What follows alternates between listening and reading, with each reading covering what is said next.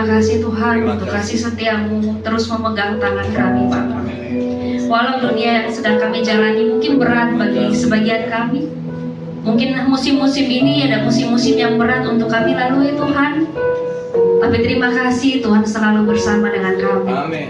Terima kasih buat kasih setiamu yang tidak pernah habis-habis di dalam kehidupan kami. Terima kasih Tuhan buat rumah ini. Terima kasih buat setiap kami yang datang, karena setiap kami haus akan Engkau, setiap kami rindu akan Engkau, dan setiap kami membutuhkan Tuhan di dalam kehidupan kami. Tuntun kami ya Bapa, berbicaralah melalui kebenaran firman-Mu Tuhan, supaya kami pulang, kami membawa kekuatan yang baru, semangat yang baru, sukacita yang baru Tuhan, karena kami punya Yesus di dalam kehidupan kami. Urapi kami semua Bapa, dengan sukacita kami menyambut kebenaran firman-Mu. Haleluya, amin. Silakan dulu Bapak Ibu. Shalom semuanya. Puji nama Tuhan, ini kali kedua saya berbicara di tempat ini. Terima kasih Bapak Ibu dan semua jemaat di tempat ini. Mungkin Bapak Ibu melihat saya masih muda, tapi saya mau berkata, mumpung masih muda, mumpung masih sehat, mumpung masih kuat, mari kita melayani Tuhan. Amin. Puji Tuhan, hari ini saya dan suami saya yang ganteng di sebelah ini Bapak Ibu. Dulu dia begitu langsing dan singset Bapak Ibu ya. Sekarang karena diberkati Tuhan, jadi sedikit mengembang ke kiri ke kanan atas bawah ya Bapak Ibu.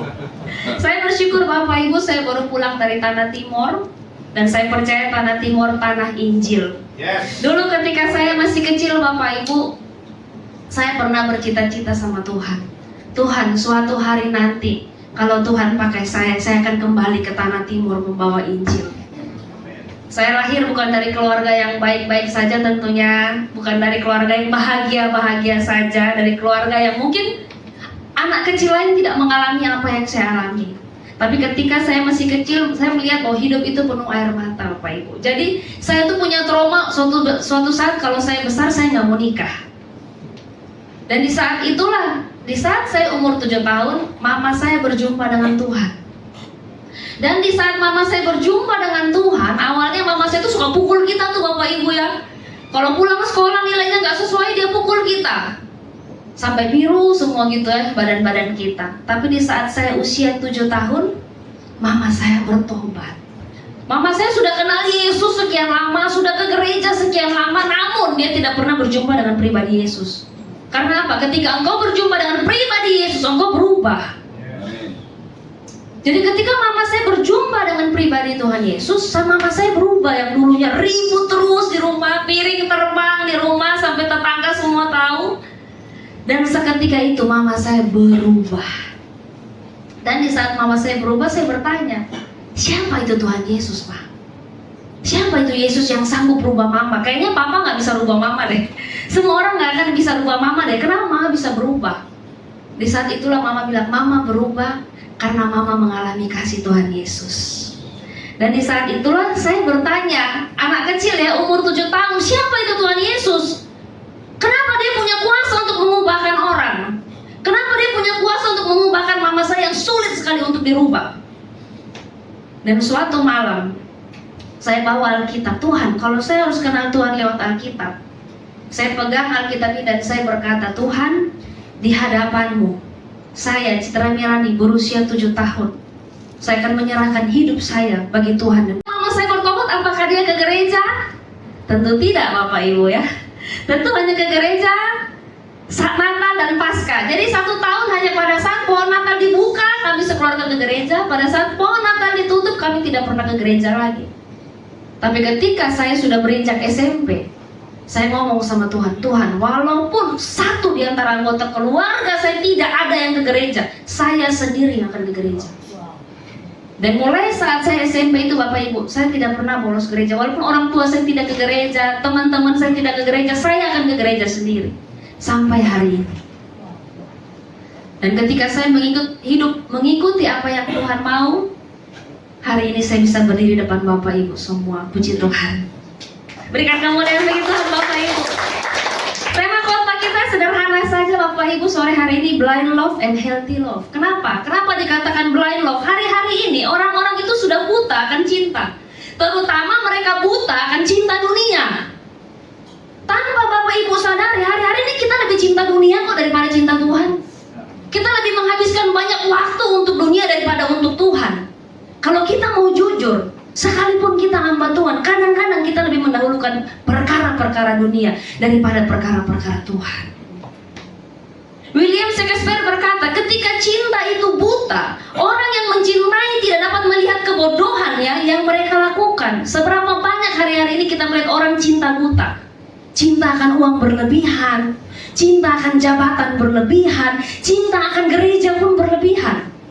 Makanya banyak orang ya, ketika dia mencintai uang berlebihan, uang akan di atas segala-galanya di dalam kehidupan dia.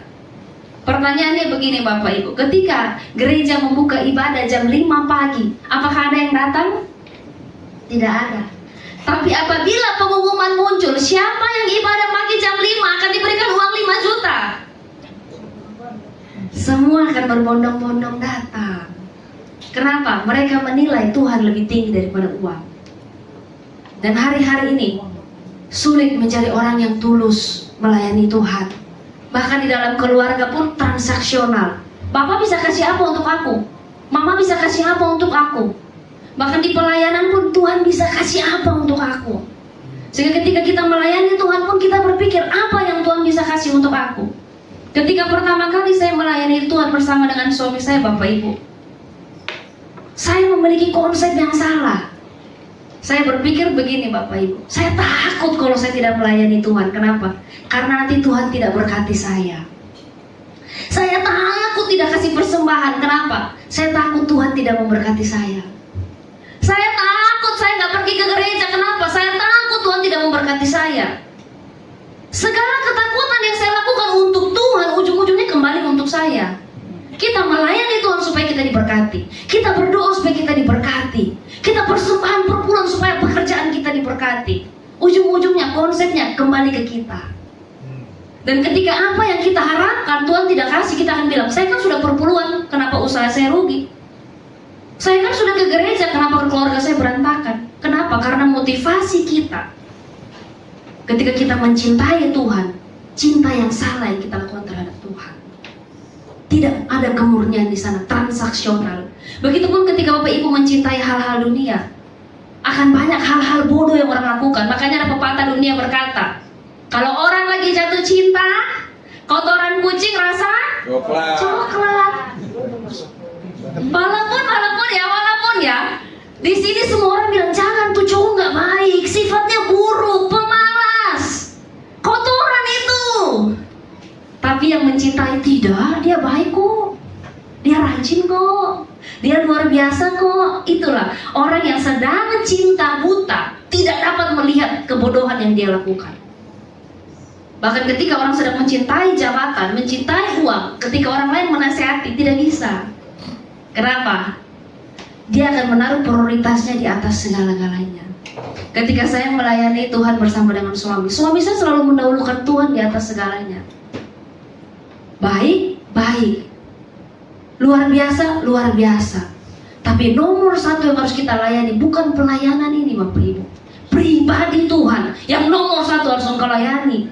Percuma kita seperti orang Kristen yang kelihatan rohani Bapak Ibu. Pada suatu siang Tuhan Yesus sedang jalan-jalan dan Tuhan Yesus sedang lapar Bapak Ibu bersama dengan murid-murid. Tiba-tiba Tuhan melihat sebuah pohon ara yang daunnya lebat sekali. Kalau Bapak Ibu sudah pernah ke Israel belum? Belum. Saya doakan bisa ke Israel, amin. Amin. Pohon ara itu tanda bahwa pohon ara berbuah adalah daunnya lebat. Berarti Tuhan Yesus memiliki ekspektasi pada pohon ara itu ketika dia sedang lapar pasti ada buahnya. Namun sayangnya ketika Tuhan Yesus mendekati pohon ara itu tidak berbuah. Seberapa di antara kita yang rajin pelayanan, kelihatan rohani, kelihatan luar biasa dalam pelayanan, tapi hidup kita tidak berbuah. Makanya banyak pertengkaran di dalam dunia pelayanan. Buah kesabaran aja nggak punya kok, buah lemah lembut aja nggak punya kok, pengertian akan sesama aja nggak punya kok. Jadi ketika Tuhan melihat hidup kita, jangan sampai kita hanya terlihat anak Tuhan, tapi sesungguhnya buah-buah yang kita hasilkan buah yang jahat. Makanya dikatakan dari buahnya lah orang akan mengenal kita. Kita nggak perlu ngomong kita orang baik. Orang akan sendiri ngomong, Pak Birawa itu baik loh, Bu Hendri itu baik loh. Tanpa Pak Birawa bilang, saya orang baik. Gak perlu. Tapi ketika hidup kita berbuah, tanpa kita bicara, orang akan melihat buah-buah kebaikan dalam kehidupan kita. Kita mau terkenal seperti orang yang bagaimana Bapak Ibu? Cinta dunia kah?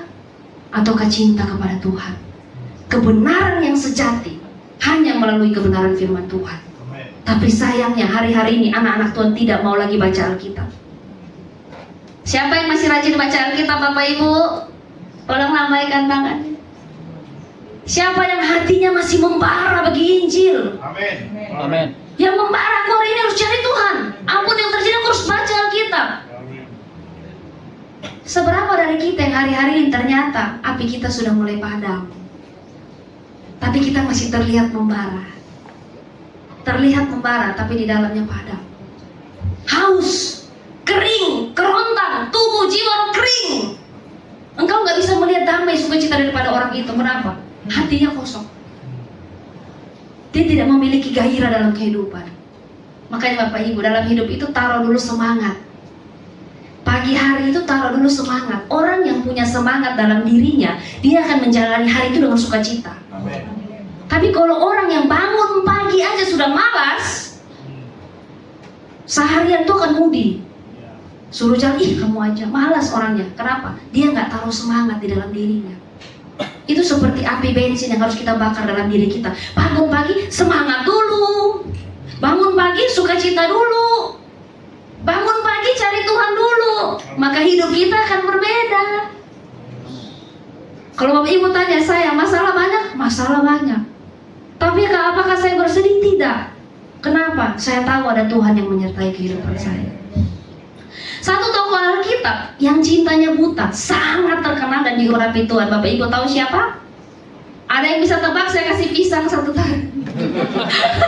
Kasih pisang satu tangan kalau ada yang bisa tebak. Pinehas. Salah. Keluhnya. Seorang tokoh Alkitab yang diurapi Tuhan luar biasa, namun cintanya buta. Samson apa Samson? Ayo. Dunia ini Samson. Ya. Samson betul. Namun yang hari ini ingin saya bahas itu adalah Raja Daud. Daud. Oh mas, maaf ya telinga kurang.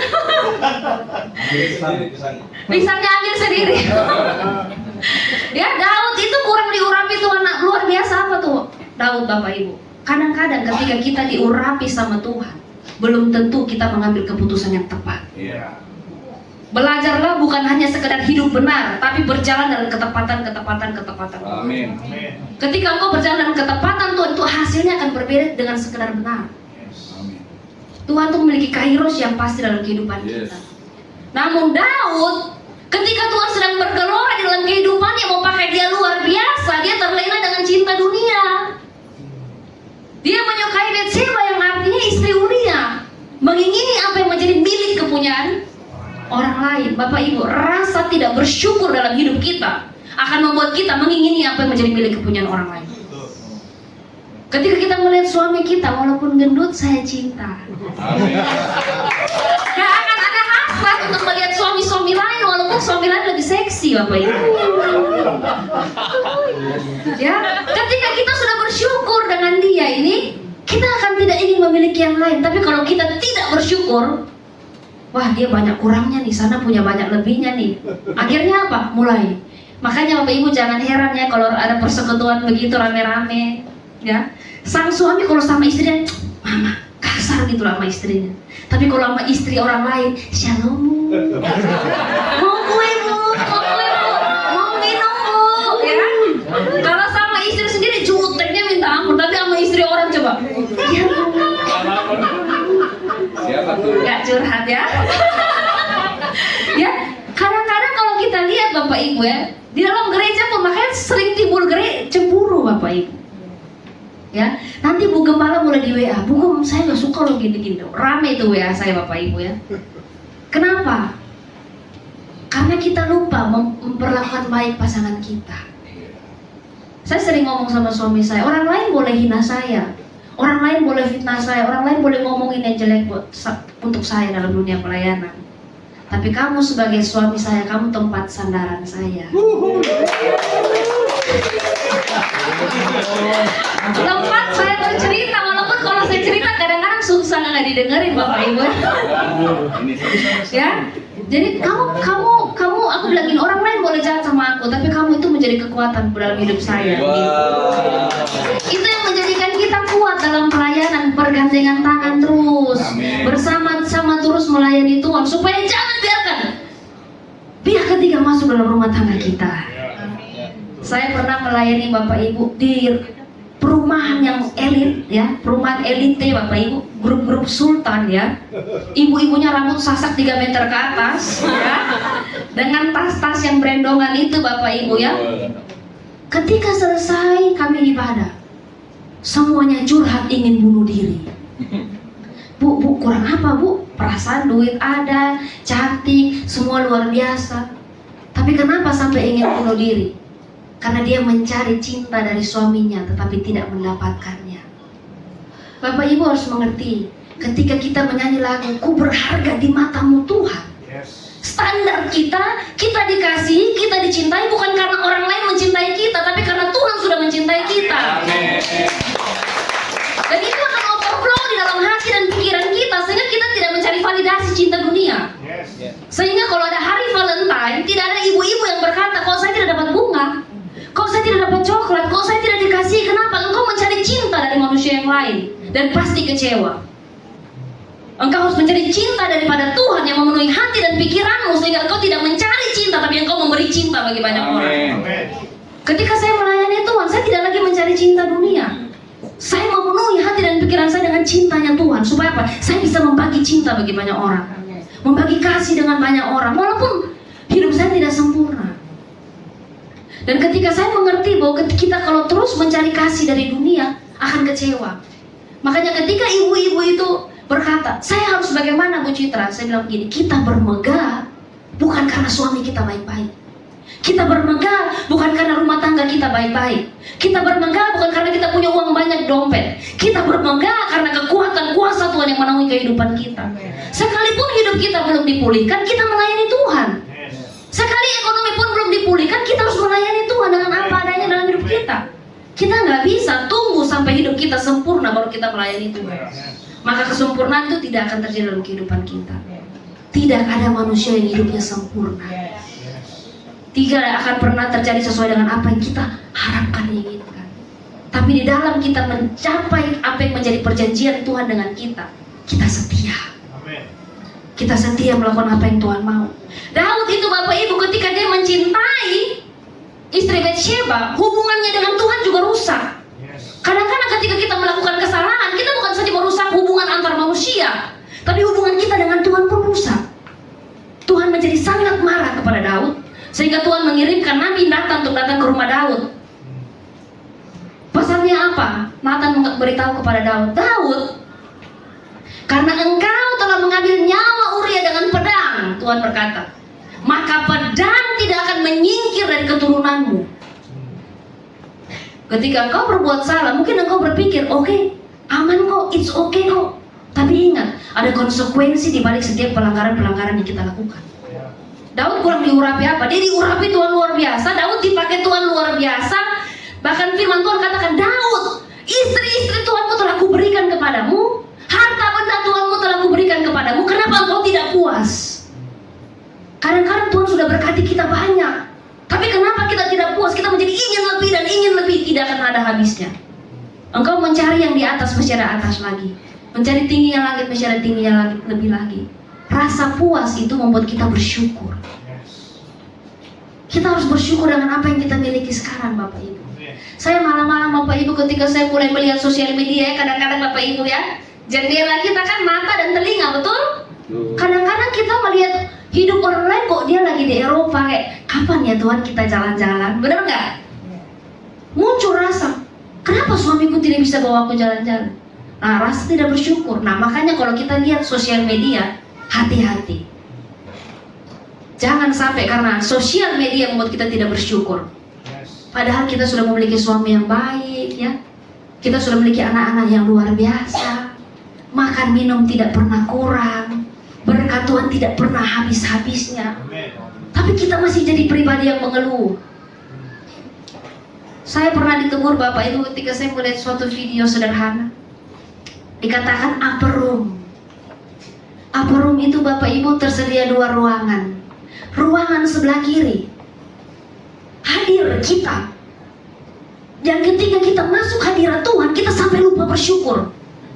Ada Mazmur berkata, masuk hadiratnya dengan hati bersyukur, halamannya dengan pujian. Kadang-kadang dalam hidup kita punya masalah, akhirnya kita masuk hadirat Tuhan langsung bilang, Tuhan kenapa ini terjadi?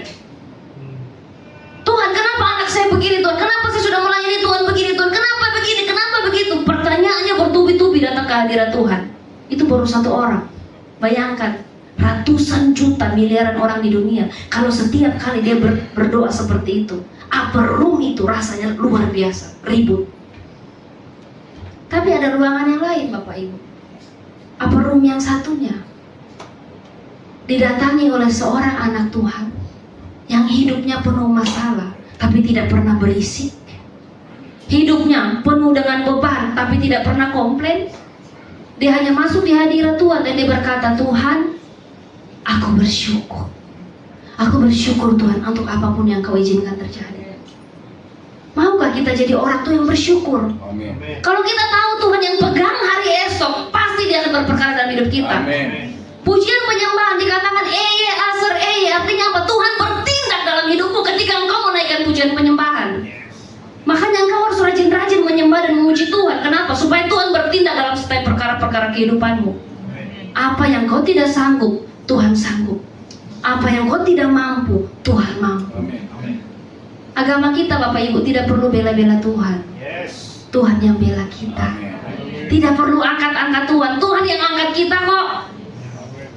Jadi kita tidak perlu mempeributkan soal agama. Kenapa? Dia terlalu sanggup merubah kehidupan kita. Selanjutnya, ketika Daud menyukai apa yang bukan menjadi milik kepunyaannya, mulai berdosa. Orang kalau mulai tidak bersyukur, dia akan mulai menjatuhkan dirinya dalam dosa-dosa. Makanya coba lihat Bapak Ibu, ibu-ibu yang bergaul sosialita, ngutang, beli tas. Kenapa? Ingin, pengen. Keinginan yang berlebihan akan dunia itu akan membawa kita ke dalam dosa dan kejahatan. Hati-hati kepada siapa engkau bergaul. Hati-hati kepada siapa engkau bercerita. Ketika Daud menyukai ketika Daud menyukai Batsheba, Bapak Ibu, Tuhan sangat marah sehingga Tuhan kirimkan nabi datang ke rumah Daud. Bukan hanya itu, Tuhan bilang gini sama Daud, Daud, secara tersembunyi engkau akan buat dosa ini, tapi secara terbuka dan terang-terangan aku akan membuat semua umat Israel melihat dosa dan kesalahanmu. Ada orang yang dia berdosa 5 tahun tertutupi, 10 tahun tertutupi, tapi akan ada waktunya Tuhan membuka dosa itu. Tuhan kurang sayang apa sama Daud? Terlalu sayang. Tapi akan ada konsekuensi untuk setiap apa yang Daud lakukan. Bahkan Daud berkata, ya Tuhan, aku telah berdosa kepadamu. Nathan berkata begini, ya Daud, karena engkau telah berdosa, engkau akan tetap hidup. Namun anakmu dengan Batsheba harus mati. Daud berpuasa, tidak makan, tidak minum, uring-uringan di lantai. 7 hari Tuhan ambil anaknya. Terus pegawainya Daud bertanya, Daud, kenapa selama 7 hari anakmu masih hidup, kamu gak makan minum? Daud berkata, saya berpikir, saya kira kalau saya berpuasa Tuhan tidak ambil anak saya. Kadang-kadang kita berpikir, kita berpuasa untuk merayu Tuhan atas segala sesuatu yang kita lakukan. Kita berpikir kita merayu Tuhan untuk setiap konsekuensi dosa yang sudah kita lakukan. Tapi Tuhan berkata Dia adalah pribadi yang adil. Tuhan itu adil. Ketika engkau diperlakukan dengan tidak adil, Tuhan yang akan menyatakan keadilan dalam hidupmu. Tuhan terlalu adil dan Dia akan membela yang namanya keadilan. Ya, apa yang Daud alami? Penderitaan emosional. Daud kurang kaya apa? istri kurang banyak apa, tapi Bapak Ibu bisa cek Mazmur Daud semuanya galau. Apakah Daud berbahagia? Sepertinya tidak, Bapak Ibu. Setiap hari dia penuh dengan tangisan. Kenapa? Karena penderitaan emosional yang Daud hadapi. Kadang-kadang mungkin Bapak Ibu berpikir orang itu ketika dia melakukan hal yang jahat, Bapak Ibu pikir dia tidur tenang. Tidak. Orang yang buat jahat hatinya tidak tenang. Minimal hati nuraninya akan berbicara bahwa dia hidup tidak benar. Makanya ketika Daud itu mengalami penderitaan emosional, seringkali kita bertanya, kenapa hamba Tuhan pun hidupnya seperti itu? Karena mungkin seringkali kita sebagai hamba Tuhan pun hidup tidak benar. Sehingga saya sering dengan suami saya, jangan begini. Orang mungkin lihat kita baik, kita benar, tapi ada hal-hal tersembunyi yang mungkin orang lain tidak tahu. Setiap manusia itu punya sisi gelap yang mungkin orang lain tidak tahu. Ketika engkau melakukan segala sesuatu, mungkin engkau pikir orang tidak tahu. Tapi firman Tuhan berkata, mata Tuhan menjelajah ke seluruh bumi untuk melihat orang yang berbuat jahat dan yang berbuat baik. Tuhan tahu kebaikan hatimu yang orang lain gak tahu. Tuhan tahu kejahatanmu yang orang lain tidak tahu. Sebab bagi Tuhan tidak ada yang tersembunyi. Padahal tidak akan pernah menyingkir dari kehidupan keluarga Daud. Tapi bisa lihat rentetan keturunannya. Anaknya Amnon memperkosa Tamar. Sehingga apa? Kakaknya Tamar, Absalom, membunuh Amnon. Kenapa? Pada saat Amnon menyukai Tamar, adik tirinya, dia suka nih, ini adik tiri aku nih cantik banget, suka. Dan pada saat dia suka itu, dia curhat kepada sepupunya yang bernama Yonadab. Yonadab bilang, ya udah kita tipu aja Raja Daud, bilang kamu sakit supaya Tamar datang bawa makanan, terus kamu perkosa dia. Hati-hati dengan curhat. Kadang-kadang kita tidak bertujuan untuk berbuat dosa, tapi karena kita curhat jadi berbuat dosa. Saya punya teman Bapak Ibu, dia ribut sama suaminya perkara ringan di rumah, perkara ya tempe sama tahu lah gitu. Ribut, curhatlah ke temannya yang janda. Curhat begini, sudah lu janda kayak gue aja, hidupnya enak, lu tinggal di sini aja, kerja sama gue, bla bla bla. Benar yang ributnya tahu tempe jadi janda. Hati-hati kalau Bapak Ibu sedang bercurhat. Dunia saat ini sedang tidak baik-baik saja dan tidak ada manusia tulus. Jangan oversharing tentang hidup kita. Yang orang lain tidak perlu tahu, tidak perlu tahu. Yang orang lain tidak perlu curhat, tidak perlu curhat. Karena curhatan kita suatu saat akan menjadi senjata untuk menyerang kita. Hati-hati Bapak Ibu. Amnon tidak akan kehilangan nyawa kalau dia tidak salah curhat. Amnon tidak akan memperkosa adik tirinya kalau dia tidak salah curhat. Makanya Bapak Ibu, Tuhan memberikan kita hikmat dalam mengasihi Tuhan. Orang yang hidupnya di dalam dosa, dia akan kehilangan tujuannya dalam hidup dia. Dia akan kehilangan arah. Tuhan mau apa dalam hidup saya? Apa yang mau Tuhan kerjakan hilang. Kenapa? Distract. Contoh Bapak Ibu, kita sudah punya jam doa jam 7 malam. Karena kita scroll TikTok, naik turun sampai HP ingin meledak. Ada orang tuh, aku lihat ya dari belakang, zoom in, zoom out, mukanya dia doang Bapak Ibu setengah jam. Besar, kecil, perut saya gede nggak ya? Ini hidung saya besar nggak ya? 2 jam, padahal jam 7 harus berdoa. Hanya karena zoom in, zoom out foto sendiri, doa terlewat. Iblis itu mendistraksi kita, membuat pikiran kita pecah supaya kita jangan fokus kepada Tuhan, kita fokus kepada perkara-perkara duniawi. Makanya banyak anak Tuhan kehilangan api. Fokusnya sudah ke handphone. Coba Bapak Ibu bisa cek ya di HP masing-masing ya, screen time kita sehari berapa jam. Kalau yang 10 jam ke atas bertobat. Jangan-jangan HP meledak karena kita naik turun ya, scroll naik turun. Markus 12 ayat 30 berkata, kasihilah Tuhan Allahmu dengan segenap hatimu, dengan segenap jiwamu, dengan segenap akal budimu, dengan segenap kekuatanmu. Tuhan tidak bilang mencintai Tuhan dengan perasaan saja. Tidak, Tuhan suruh kita pakai akal budi dalam mencintai Tuhan. Makanya anak Tuhan harus penuh hikmat. Bukan sekali udah gue ke gereja gak usah kerja. Bukan begitu cara mainnya. Tuhan mau kita tuh mencintai Tuhan tuh dengan penuh hikmat, akal budi, kekuatan. Artinya apa? Ada hikmat, ada perbuatan. Jadi jangan Bapak Ibu berpikir ketika kita sudah mencintai Tuhan, Tuhan aku percaya, aku akan diangkat Tuhan jadi kepala dan bukan ekor. Namun aku bobok siang terus. Namun aku tidak buat apa-apa. Namun ketika aku diberkati Tuhan luar biasa, aku boros. Tidak ada yang kusimpan untuk masa Hikmat itu Bapak Ibu mempersiapkan apa terlebih dahulu ke depan. Ketika engkau hari-hari ini diberkati, jangan ikut resep orang timur Bapak Ibu ya.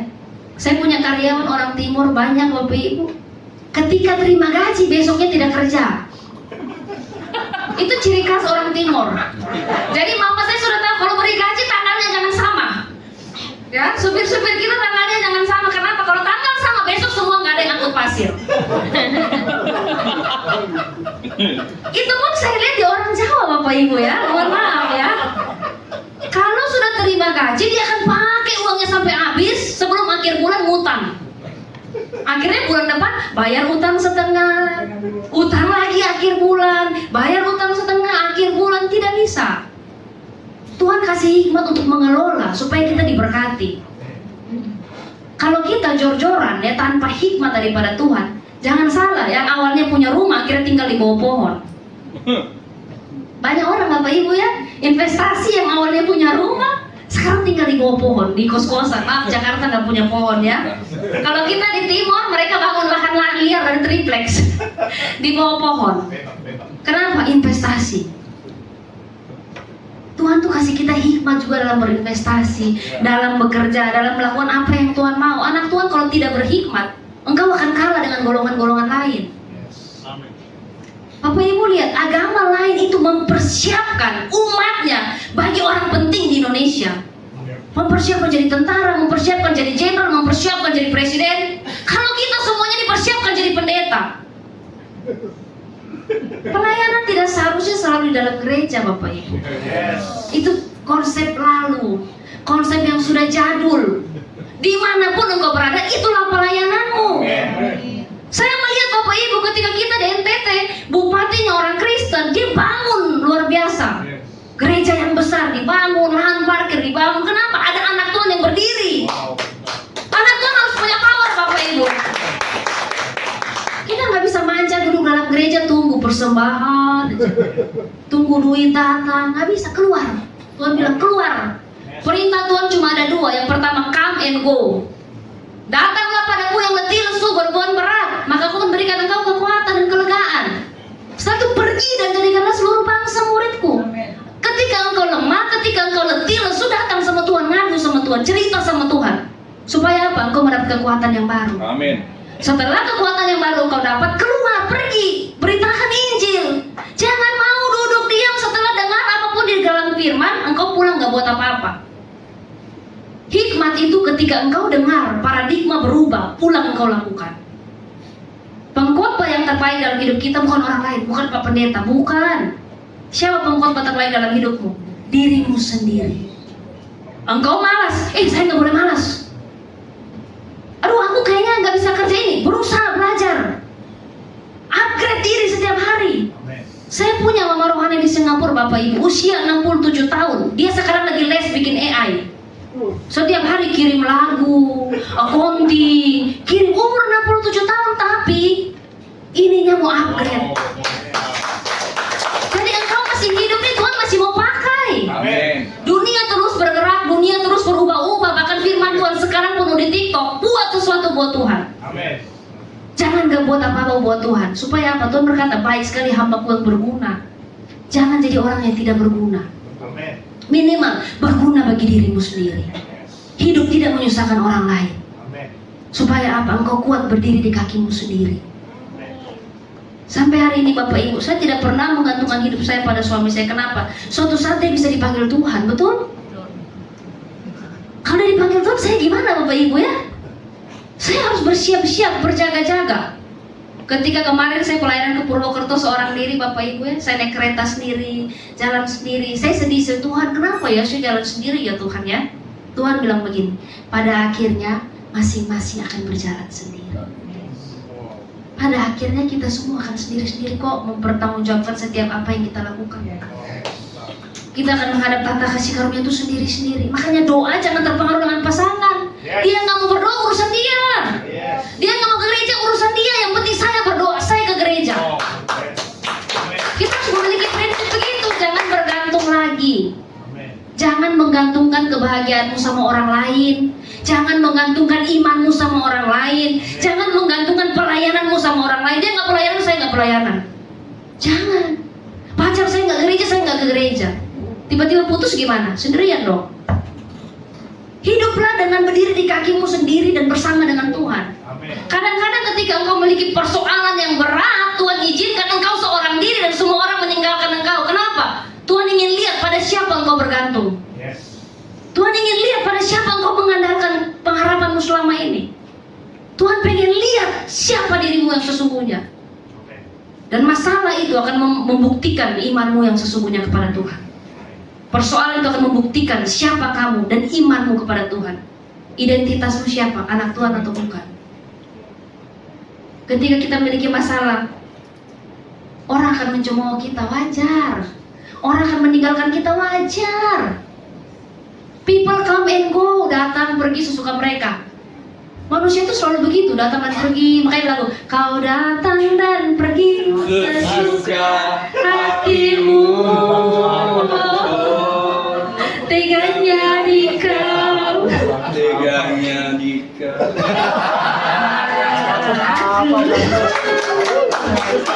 Betul nggak? Orang tuh bisa datang dan pergi sesuka kita nih seperti tempat persinggahan, Bapak Ibu.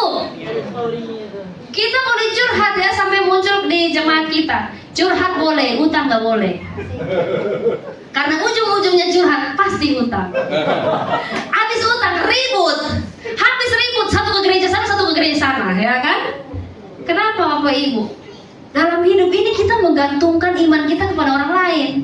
Makanya Bapak Ibu baca baik-baik. Si pengemis itu loh, yang tiap hari ke rumah orang kaya meminta-minta roti.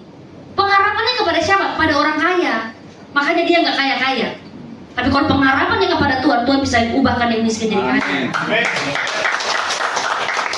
Jadi pengharapan kita jangan bawa piring yang ada di rumah kita untuk pergi mengemis di rumah orang kaya. Mengemislah di hadirat Tuhan. Minta sama Tuhan, mohon sama Tuhan, berperkara sama Tuhan. Karena pada ujungnya hanya antara engkau dengan Tuhan. Di titik terendah dalam hidupmu tuh hanya ada engkau dan Tuhan. Berperkara di situ, karena tidak ada satu orang pun yang akan mengerti perasaanmu. Hanya Tuhan. Amin.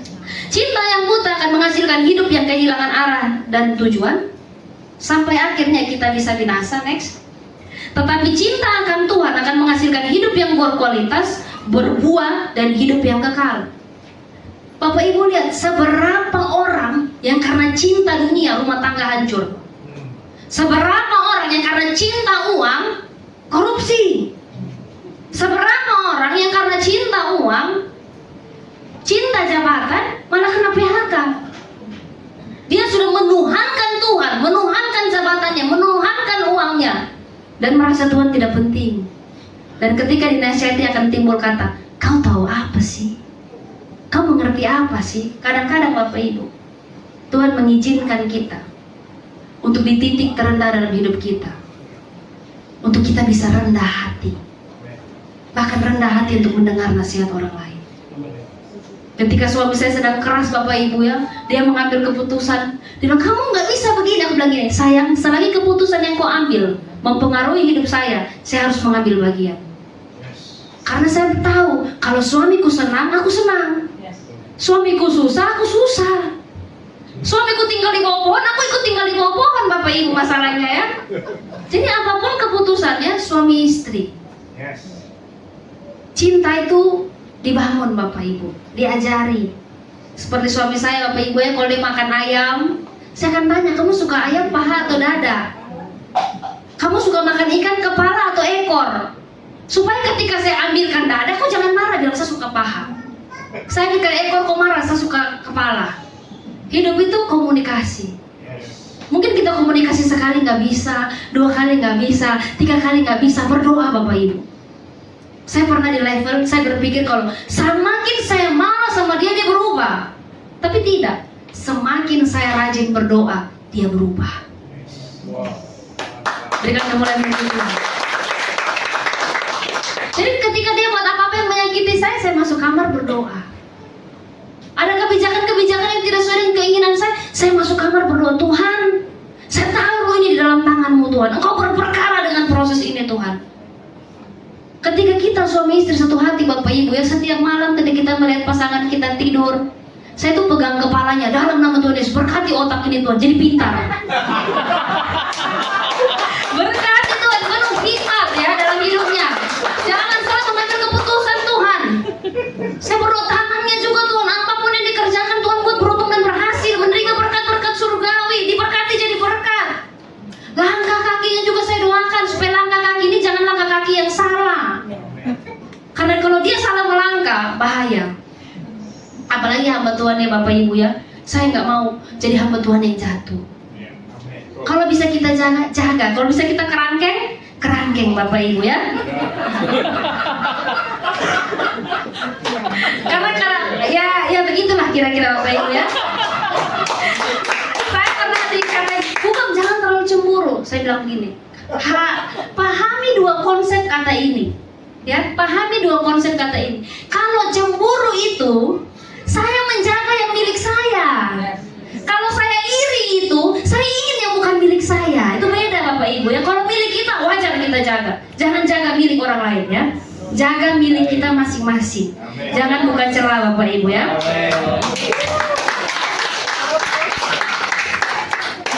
Ketika cinta itu buta, kita next. Saya akan bahas dua tokoh sederhana ini Bapak Ibu. Yang pertama Achan.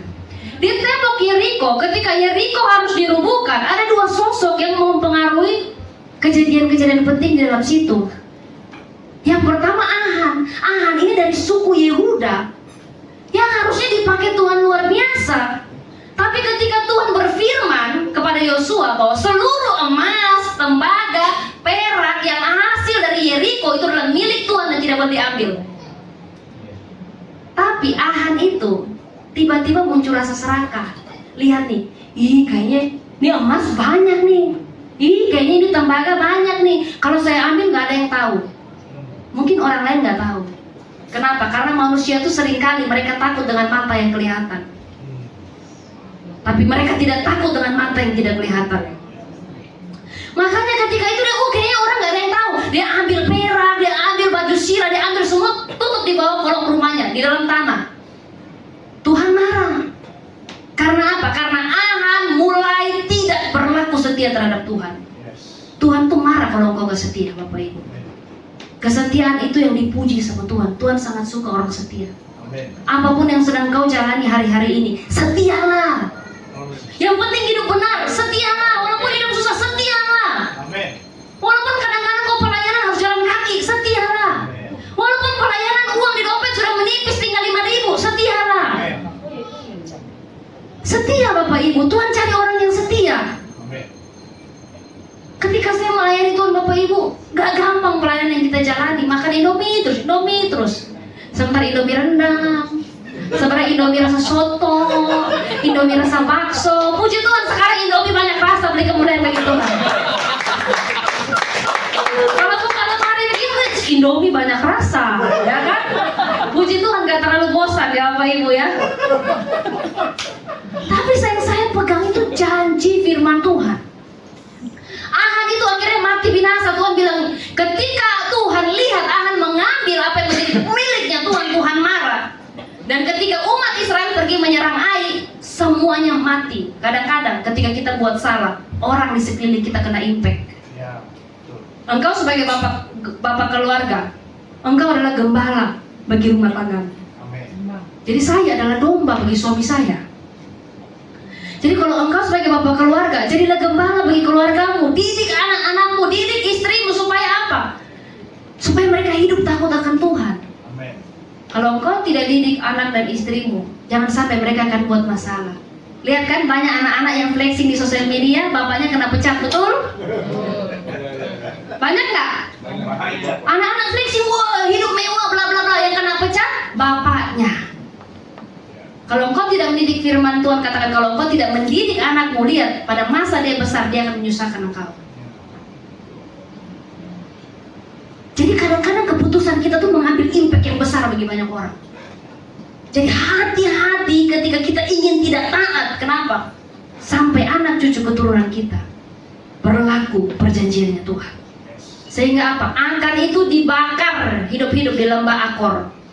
Seluruh emas yang tadi diambil semua dibakar. Kenapa? Tuhan tidak mengingini ketika kita makan yang bukan menjadi milik kepunyaan kita. Tahu porsi Bapak Ibu. Yang menjadi bagianmu, makan. Yang bukan menjadi bagianmu, jangan makan. Kami ini gereja misi Bapak Ibu ya. Kadang-kadang Koko Crunch datang satu mobil kontainer, kadang-kadang dapat kerupuk, minyak goreng, beras. Saya punya anak Papua namanya Habel. Habel yang terima barang segini. Bel, ingat, tidak ada yang kau boleh makan. Kalau kau mau makan, jangan makan yang di gereja, ambil yang di atas, di rumah kita. Dia karena dia malas naik ke atas, dia makanlah yang itu. Tiba-tiba Habel sakit perut 3 hari. Mama, saya sakit perut. Kenapa? Mama, saya minta maaf. Kenapa saya makan itu mie dari 3 bungkus? Serasa. Jangan makan yang bukan menjadi milik bagian kepunyaanmu. Kita hidup tahu porsi. Yang bagian kita makan, yang menjadi bagian orang lain jangan makan. Betul? Ya. Rahab adalah seorang pelacur. Mungkin Ahadnya terlihat hebat, suku Yehuda, pilihan Tuhan. Sedangkan Rahab ini mungkin di mata sebagian orang hanya pelacur, hidupnya gak benar. Kadang-kadang terlihat orang yang lebih baik daripada kita secara luaran kasat mata. Tapi kadang-kadang ada orang yang terlihat hina, tapi hatinya lebih baik daripada kita. Amin. Jangan pernah menghakimi orang lain ketika engkau melihat orang lain berdosa, ketika engkau melihat orang lain bersalah. Jangan, karena belum tentu kita lebih baik daripada dia. Kita bisa terlihat lebih baik, tapi di dalam hatinya Tuhan tahu siapa lebih baik. Ketika kita lihat orang lain lebih rohani, belum tentu dia lebih baik daripada kita. Ketika kita lihat orang lain tidak ke gereja, belum tentu dia lebih tidak baik daripada kita, Bapak Ibu. Dan Rahab ini, walaupun dia pelacur, tapi dia memiliki iman yang benar kepada Tuhan.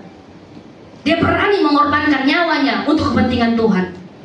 Hari-hari ini, siapa yang berani mengorbankan dirinya untuk Tuhan? Semua orang transaksi kok, saya pelayanan dapat apa? Tidak ada orang yang betul-betul mau mengorbankan segala sesuatu untuk Tuhan. Tapi Rahab ini, ketika dia menyelamatkan 2 pengintai, dia pegang benang kermisi.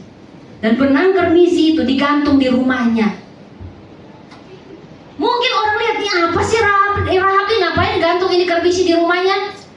Mungkin ketika kita mengalami perjanjian dengan Tuhan seperti Rahab, Tuhan akan memakai kita. Ada perjanjian yang akan Tuhan genapi dalam kehidupan kita, orang lain gak mengerti. Orang lain mungkin gak tahu, bahkan menghakimi kita dengan panggilan-panggilan Tuhan dalam hidup kita. Tapi ketika engkau dipanggil sama Tuhan seperti Rahab, setialah menunggu dalam rumah dengan apa yang Tuhan percayakan dalammu. Perbedaan antara Akan dan Rahab. Rahab yang seorang pelacur, tapi dia diselamatkan dari maut. Ahan yang kelihatan cinta Tuhan, tapi dia binasa karena cinta uang. Ketika engkau mencintai uang lebih daripada Tuhan, akan ada namanya kebinasaan. Tapi ketika engkau mencintai Tuhan lebih daripada segalanya, Tuhan akan kasih hidup yang kekal dalam kehidupan. Mungkin Bapak Ibu capek nggak hidup hari-hari ini? Aduh, tarikan napasnya kelihatan capek sekali ya. Capek Bapak Ibu? Capek. Hidup capek nggak? Pengen menyerah? Enggak. Lelah? Lelah. Stres? Ya. Utang banyak? Ya, kadang-kadang kita capek. Kenapa kita capek? Kita tidak on fire bersama dengan Roh Kudus. Ya. Roh Kudus itu Roh penolong, Amin. Roh penghibur. Amin. Ya. Saya punya satu video Bapak Ibu, mungkin video ini sangat lucu, tapi pesannya sangat mendalam buat setiap kita. Ini seumpama kita ya, Mr. Bean ini adalah kita ya, yang lagi menjalani kehidupan dengan capek dan lelah, gantol-gantol sepeda ya. Capek banget nih ya. Tiba-tiba Roh Kudus datang.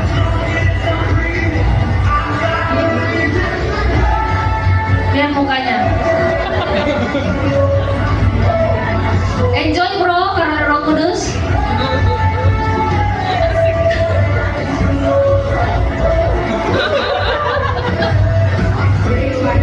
Kita yang mungkin tadinya terbelakang, ditinggalkan banyak orang. Sombong. Kita mungkin yang di belakang Bapak Ibu.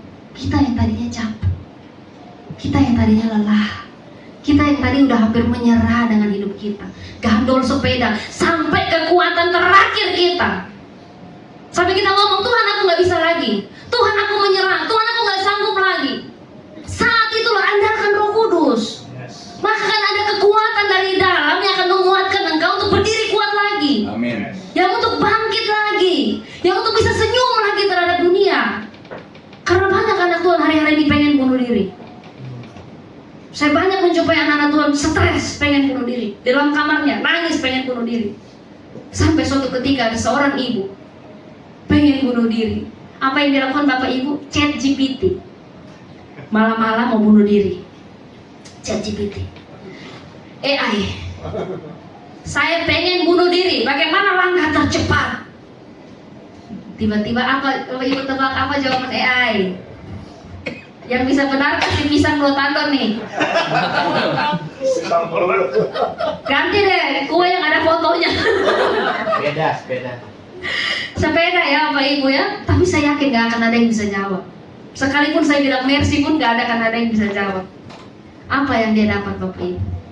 AI menjawab, bertahanlah sebentar lagi. Bertahanlah sehari saja.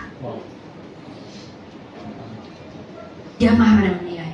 Oke, saya ikuti kalau ya. Saya bertahan 1 hari nih. Kalau sampai besok saya ingin bunuh diri, kau kasih tahu resepnya. Dia marah dengan HP Bapak Ibu. Sekarang tidak bisa marah dengan manusia, HP pun jadi. Ada yang marah dengan Siri. Siri, kamu kenapa ya Siri ya? Setelah itu Bapak Ibu tahu, besoknya dia sudah tidak ingin rasa bunuh diri lagi. Dia cerita sama saya, Bu Gem, kayaknya rasa bunuh diri itu tuh momentum yang besar, yang kalau kita bisa lewat kita selamat. Amin. Dan di saat momen pengen bunuh diri itu, ingat, iblis sedang bergelir di hatimu untuk memanggil engkau masuk neraka bersama dengan dia. Momen itu engkau harus bisa lolos. Ketika engkau lolos, besoknya engkau gak punya rasa bunuh diri lagi. Dan ternyata Bapak Ibu tahu, setelah Tuhan menyelamatkan dia, pemulihan dari hidup dia, dia ketemu teman antar anaknya sekolah, ketemu ibu-ibu, curhat lagi pengen bunuh diri. Dia ingin bertahan 1 hari lagi, ikut aku aja bertahan sehari lagi.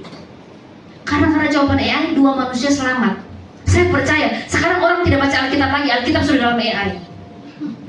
Karena Tuhan tahu kalau baca Alkitab semua tidak ada Alkitab. Tuhan tuh mengikuti perkembangan zaman. AI sekarang sudah jadi Alkitab ya Bapak Ibu ya. Saya penasaran, betul kan dijawab begini, pulang saya coba. Saya ingin bunuh diri. AI jawab apa? Hubungi call center, lapor keluarga. Saya salah nih AI, salah nih. Saya penasaran, saya ambil HP dia, saya coba lagi. Jawabannya tetap sama, hubungi call center, hubungi polisi, hubungi keluarga. 1 minggu berturut-turut saya cobain ini AI, jawaban sama. Saya tahu berarti pada waktu itu Roh Kudus yang menolong dia. Berikan kemuliaan bagi Tuhan. Di momen terberat dalam hidupmu tuh selalu ada pertolongan Tuhan. Amin. Kalau masih ada nafas, Tuhan masih mau pakai engkau dengan satu tujuan yang mulia. Next. Tanpa Roh Kudus engkau gak bisa finish well Bapak Ibu. Galatia 3 ayat 3-4. Adakah kamu sebodoh itu? Kamu telah memulai dengan roh, maukah kamu sekarang mengakhirinya di dalam daging? Sia-siakah semua yang telah kamu alami sebanyak ini? Masakan sia-sia? Ada orang yang sudah pelayanan 20 tahun tiba-tiba berhenti. Ada orang yang sudah ke gereja 20 tahun tiba-tiba berhenti. Ada orang yang sudah melayani Tuhan berpuluh-puluh tahun tiba-tiba berhenti. Apakah itu semua sia-sia? Apakah hanya karena manusia engkau berhenti melayani Tuhan? Jangan pernah berhenti melayani karena kecewa sama manusia. Amin. Karena yang memberkati engkau, yang merah hidup engkau bukan manusia. Fokus on track. Apa yang Tuhan mau kerjakan, lakukan sampai finish well. Itu panggilan kita. Amin. Sampai selesai, sampai putus nafasmu ini baru berhenti pelayananmu. Selagi engkau masih ada nafas, Tuhan masih mau pakai hidup engkau. Amin. Tuhan masih mau pakai engkau melayani Tuhan. Amin.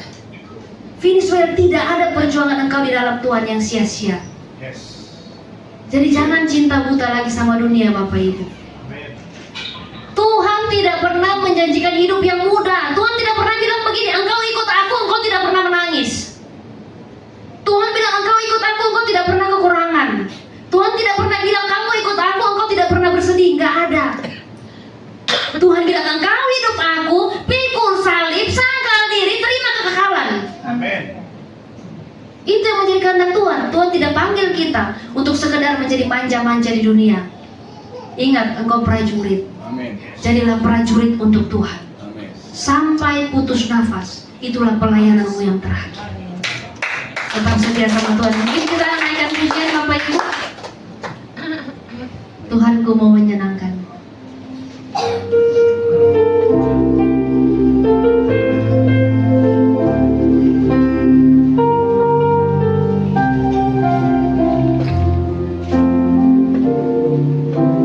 Tuhan, ku mau menyenangkan-Mu. Tuhan, bentuklah hati ini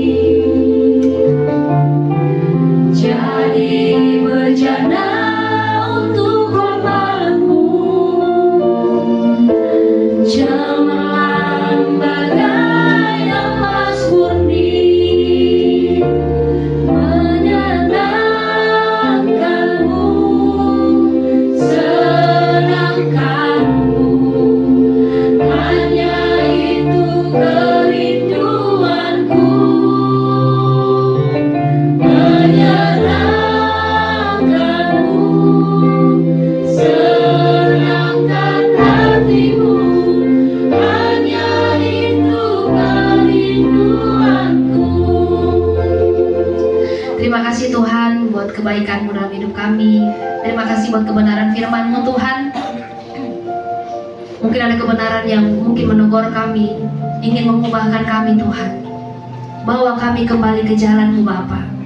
Kami tidak mau jadi orang yang mengejar dunia, karena kami tahu dunia ini akan kami tinggalkan. Segala yang kami punya ini akan kami tinggalkan. Kami datang dengan telanjang, kami akan pulang tidak bawa apa-apa Tuhan. Tapi apapun yang Tuhan percayakan dalam hidup kami Bapa, ajar kami mengelolanya dengan setia, sehingga bisa menjadi berkat buat banyak orang, bisa menolong banyak orang. Amin. Kami menjadi hamba yang hidupnya berbuah manis. Banyak orang boleh merasakan Yesus yang hidup melalui kami. Dimanapun kami berada Tuhan, kami akan menjadi evangelis-evangelisnya Tuhan. Amin. Membawa berita sukacita bagi dunia yang gelap. Amin. Membawa kabar baik bagi orang yang putus asa. Amin. Membawa kabar sukacita bagi orang yang sedih. Amin. Kami Tuhan, dimanapun kami berada, berikan hati yang membara bagi Injil Tuhan. Amin. Supaya dimanapun kami menjumpai orang, Injil bisa dinyatakan. Amin. Injil bisa diberitakan. Amin. Dan banyak orang bisa diselamatkan Tuhan. Pakai hamba-hamba di tempat ini Bapak. Angkat kedua tanganmu Bapak Ibu. Saya ingin berdoa buat Bapak Ibu. Di dalam nama Tuhan Yesus Bapak, tangan-tangan yang terangkat ini Tuhan, apapun yang mereka kerjakan Tuhan, Engkau buat beruntung dan berhasil Bapak. Jadi kepala dan bukan ekor Tuhan. Mereka menerima berkat-berkat surgawi Tuhan, supaya mereka bisa jadi berkat buat banyak orang. Mereka punya kerinduan Tuhan untuk membahagiakan orang tua mereka, menyekolahkan anak-anak mereka Bapak. Apapun yang mereka butuhkan Tuhan, di dalam nama Tuhan Yesus, Engkau bukan hanya mencukupkan, tapi Engkau berkati berlimpah-limpah, meluap-luap, sampai bisa menjadi berkat buat banyak orang. Terimalah berkat surgawi ini, terima dengan iman. Maka Engkau akan pulang menjadi orang yang berbeda. Maka Engkau akan pulang menjadi orang yang diberkati Tuhan. Luar biasa Bapak. Saya berdoa Tuhan, ketika mereka sedang lemah, letih, lesu, ajar mereka memelihara iman, tetap setia sama Yesus, tetap menyembah Tuhan di segala musim kehidupan mereka, tetap memuji Tuhan di segala musim kehidupan mereka, tetap melayani Tuhan apapun yang terjadi dalam kehidupan mereka Bapak. Ajar kami jadi anak-Mu yang setia, prajurit-prajurit Kristus yang tidak cengeng, yang tidak manja, tapi berperang bagi Kristus. Firman Tuhan katakan, ketika seorang prajurit sedang berperang, dia tidak memusingkan kepentingan dirinya, tapi dia mendahulukan kepentingan Tuhan.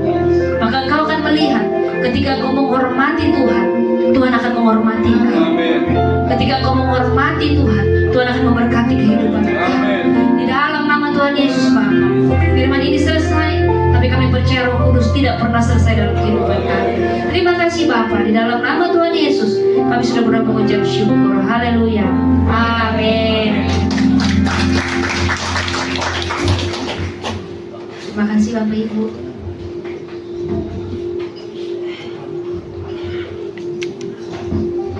Puji Tuhan, berikan tepuk tangan yang meriah bagi Tuhan kita saudara. Puji Tuhan, terima kasih kita sudah diberkati oleh kebenaran firman Tuhan. Terima kasih Tuhan.